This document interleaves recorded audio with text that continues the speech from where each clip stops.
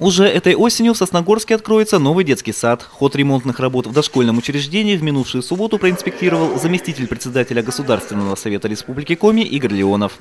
Осмотр строящегося объекта – это в первую очередь замечания и рекомендации. Игорь Леонов, еще не войдя на территорию детского сада, указал строителям на недочет.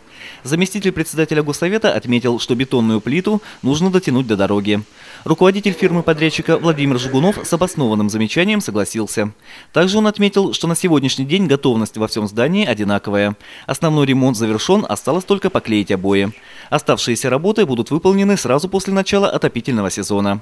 На дворовой территории дошкольного учреждения работы тоже идут полным ходом. Осталось достроить 2 веранды, продлить прогулочную дорожку и благоустроить территорию. Работать стали лучше, качество повысилось. Это заметно уже по многим объектам.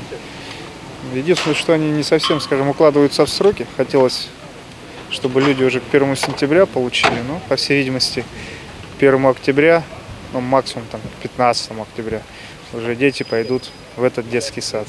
Оборудование начинает поставляться, мебель начинает поставляться.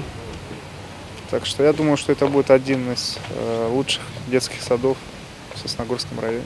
Новый детский сад рассчитан на 110 мест. С вводом в эксплуатацию дошкольного образовательного учреждения очередь малышей на полученные места уменьшится в 2 раза, отмечают в управлении образования.